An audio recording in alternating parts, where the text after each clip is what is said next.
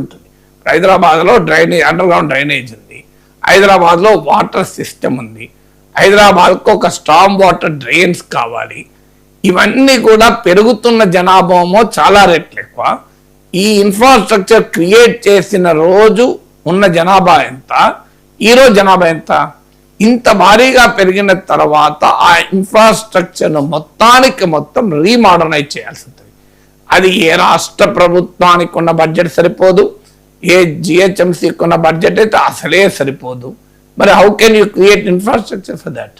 దానికి ఖచ్చితంగా కేంద్రం సహకరిస్తే అది 1,00,000 కోట్లు ఇస్తుందా, 50,000 కోట్లు ఇస్తున్నా ఇప్పుడు. అందువల్ల నేను చాలా రోజులుగా అంటున్నాను, అమరావతికి కనీసం ఒక 50,000 కోట్లు కేంద్రం ఇవ్వాలి. ఎందుకంటే అది రాష్ట్ర విభజన వల్ల రాజధాని లేని రాష్ట్రంగా మిగిలిపోయింది కనుక. కానీ ప్రతిసారి మాట్లాడుతుంటే నా పైన అటాక్ చేస్తున్నారు. ఈయన అడుగుతున్నాడు అమరావతి కడే, ఎక్కడి నుంచి? ఆంధ్రప్రదేశ్ నుంచే అధికారం ఉన్న వారి నుంచి అటాక్. విచిత్రం ఏంటంటే, సార్ అడుగుతున్నా నయమే, మనం అడగలేకపోతున్నాం పాలిటిక్స్ వల్ల, పొలిటికల్ అలియన్సెస్ వల్ల. కనీసం ఎవరెవరు అడుగుతున్నారు, అది మనకు ఉపయోగపడుతుందని భావించకుండా ఈయన 50,000 కోట్లు అడిగి కూటమిలో విభేదాలు సృష్టిస్తున్నారని నా పైన ఆరోపణలు చేస్తున్నారు. ఇలా విభేదాలు ఏముంది? ఇప్పుడు హైదరాబాద్కి 1,00,000 కోట్లు అడిగారు రేవంత్ రెడ్డి, ఎందుకు అమరావతికి 1,00,000 కోట్లు ఎందుకు అడగద్దు? ఇప్పుడు తెలంగాణ ముఖ్యమంత్రి హైదరాబాద్ అభివృద్ధికి 1,00,000 కోట్లు అడిగాడు. మరి తెలంగాణ అభివృద్ధికి, హైదరాబాద్ అభివృద్ధికి తెలంగాణ ముఖ్యమంత్రి 1,00,000 కోట్లు అడిగినప్పుడు అమరావతి అభివృద్ధికి 1,00,000 కోట్లు ఆంధ్రప్రదేశ్ ముఖ్యమంత్రి ఎందుకు అడగకూడదు? నాకు ఇప్పటికీ అర్థం కాదు. ఎందుకు అడిగితే తప్పేంటి? అడగంది అమ్మాయినా అన్నం పెట్టదు కదా. అడిగినంత మాత్రాన మోడీకి కోపం వచ్చి కూటమి నుంచి వెళ్ళిపోతాడా? అడిగినంత మాత్రాన మోడీకి కోపం వచ్చి ఈడీని సిబిఐని పంపుతాడా? రేవంత్ రెడ్డి మీద పంపిండా? సో ఎందుకు అడగారో నాకు అర్థం కాదు, ఇప్పటికీ అర్థం కాదు. ఇప్పుడు రేవంత్ రెడ్డి 1,00,000 కోట్లు అడిగినప్పుడు చంద్రబాబు నాయుడు ఎంత అడగాలి? 2,00,000 కోట్లు అడగాలి. ఎందుకంటే హైదరాబాద్ ఏమో డెవలప్డ్ సిటీ, అమరావతి ఏమో గ్రీన్ఫీల్డ్ సిటీ, అది కొత్త నగరం. అందువల్ల రాష్ట్ర విభజన చారిత్రక పూర్వనంగా చూడండి. చెన్నై కేంద్రంగా మద్రాస్ రాష్ట్రంలో తెలుగు ప్రజలు ఉండే. 1953లో తెలుగు ప్రజలకు ఒక ప్రత్యేక రాష్ట్రం కొరకు మీకు బయటకు వచ్చే మద్రాసు నుంచి వచ్చేస్తే కర్నూలు రాజధాని చేసుకున్నారు.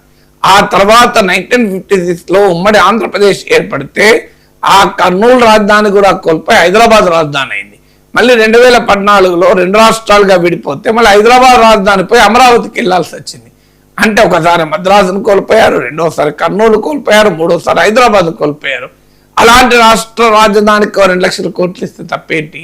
తెలంగాణ ముఖ్యమంత్రి 1,00,000 కోట్లు అడుగుతున్నప్పుడు హైదరాబాద్ నగరానికి, ఆల్రెడీ ఒక డెవలప్డ్ రోబస్ట్ సిటీకి, ఆంధ్రప్రదేశ్ ముఖ్యమంత్రి అదే మీటింగ్ లో ఉన్నారు కదా, మాకు 1,00,000 కోట్లు ఇవ్వండి, 2,00,000 కోట్లు, కనీసం 50,000 కోట్లు ఇవ్వండి అని అడిగితే తప్పేంటి? ఎందుకు అడగరు మరి చంద్రబాబు నాయుడు? నాకు ఇప్పటికీ అర్థం కాని అంశం అది. ఏం కూటమిలో అడగకూడదని ఉందా? ఇంకా కూటమిలో ఉంటే డబుల్ ఇంజన్ సర్కారు కనుక ఇంకా ఎక్కువ ఆత్మవిశ్వాసంతో అడగాలి. ఎందుకంటే ఇంకా ఇచ్చేవాళ్ళు, వడ్డించేవాడు మనవాడే కదా. వడ్డించేవాడు మనవాడు ఉన్నప్పుడు 2 లడ్డూలు ఎక్కువ వేయించుకుంటాను తప్ప, వడ్డించేవాడు మనవాడు ఉన్నా కూడా నేను లడ్డే అడగను, నేను తినలేదను, వేరే వాళ్ళు తిన్నా మంచిది అంటే ఎట్లా? సో వడ్డించేవాడు మనవాడు ఉన్నప్పుడు 2 కాదు 4 అడుక్కోవాలి లడ్డూలు. సో అడగడానికే మొహమాటం ఎందుకు?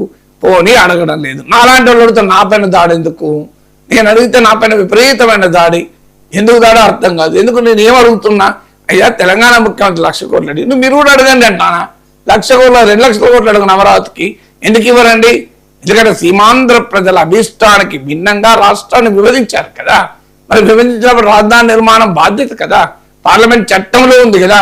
నిన్నగాక మొన్న మళ్ళీ సవరించారు కదా అమరావతి ఏ చట్టం అని. మీరు ఎందుకు సవరించారు? మరి మీ సంబంధం లేకపోతే ఎందుకు సవరిస్తారు? సంబంధం ఉంది కనుక సవరించారు. మరి సంబంధం ఉన్నప్పుడు ఇవ్వాలి డబ్బులు, ఎందుకు ఇవ్వకూడదు? ఇది అడగాలి కదా, తెలుగు ప్రజలుగా మనం అడగాలి. అయ్యా ఇది అమరావతి చారిత్రక రాజధాని, మీకు ఇప్పటిది కాదు, ధాన్యకటక నగరంగా శతవాళ్ళ రాజధాని ఇది. దీనికి ఇది బౌద్ధము, హైందవము, ఇన్ని రకాల సాంస్కృతిక ఒక నిలయం అది. సో అలాంటి పవిత్ర నగరానికి ఎందుకు 5,00,000 కోట్లు ఇవ్వద్దు? రేవంత్ రెడ్డి అడిగేటప్పుడు అదే నీతి ఆయోగ్ మీటింగ్ లో ఉన్న చంద్రబాబు నాయుడు ఎందుకు 1,00,000 కోట్లు అడగలేదు? ఎక్కడైతే రాలేదు నాకు తెలిసినంత వరకు. సబ్జెక్టు కరెక్షన్ మరి అడిగితే పత్రికలనైతే అమరావతి నిర్మాణానికి 1,00,000 కోట్లు ఇవ్వండి అని చంద్రబాబు అడిగినట్టే తెలియదు. రేవంత్ రెడ్డి అది హైదరాబాద్కు 1,00,000 కోట్లు ఇవ్వండి అని అడిగారు తప్ప చంద్రబాబు నాయుడు అడిగినట్లేదు. ఎందుకు అడగడం?